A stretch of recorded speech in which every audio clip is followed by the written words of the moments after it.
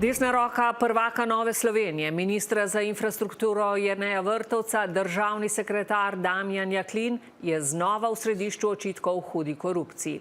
Kriminalisti pod vodstvom specializiranih tožilcev mu očitajo zlorabo položaja, sprejemanje podkupnin in pranje denarja pri gradnji 8 milijonov evrov vrednega odseka pomurskega vodovoda. Jaklin, ki ga bremeni tudi kazenska ovadba v aferi Dars, naj bi nezakonito prejel več kot 60 tisoč evrov, večino v gotovini prek fiktivnih pogodb in slamnatih podjetij. Nika Kunaver. Tole so posnetki prvih gradbenih lopat. Vihteli so jih pomurski župani.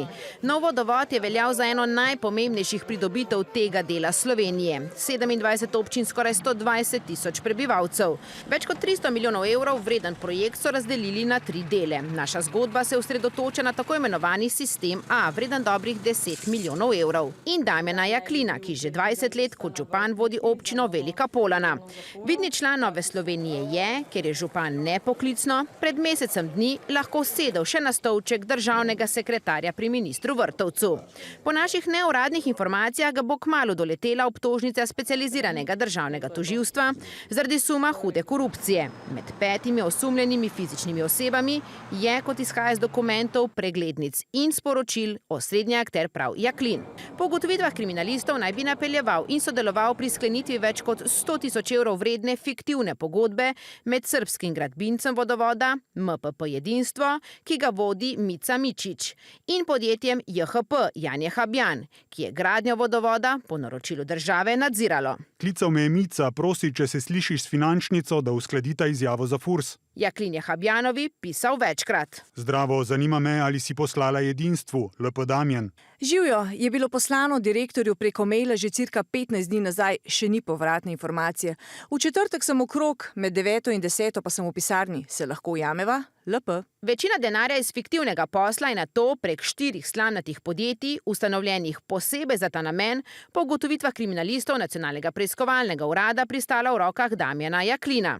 Jana Habjan pa naj bi za to pobrala 15% provizijo. Zdravo. Zadeva, o kateri sva govorila, je lahko izvedena med 12. in 15. februarjem, FI 15.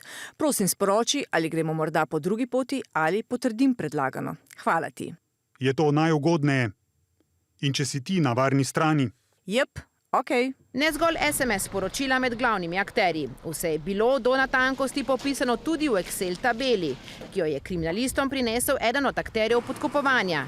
Nato pa so jo neuradno našli tudi v hišnih preiskavah na računalniku Habjanove, v posebni mapi z naslovom Damjan 2019. Glede tabele vse okej, lahko naslednji teden javi kdaj, da tako splaniram pot, se pa lahko slišiva, LP Damjan. Nato je Habjanova, zato obstajajo dokazljive sledi, tabelo natisnila, nato pa jo nekaj dni pozneje odnesla Jaklinu, s katerim se je sestala na občini, ki jo vodi.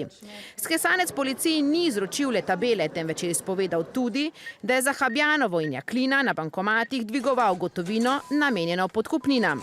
Pred kamere je danes stopil njegov odvetnik, ki mu je pomagal pri vložitvi kazenske ovadbe.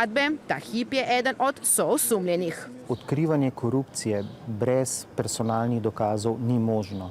In zato je ključno pri odkrivanju korupcije, da se prijavitelje zelo dobro zaščiti. Ne glede na to, da so očitno sodelovali pri teh dejanjih, brez njihove aktivne vloge ni kazenskega pregona. Zadeva je po naših neuradnih informacijah tik pred vložitvijo neposredne obtožnice.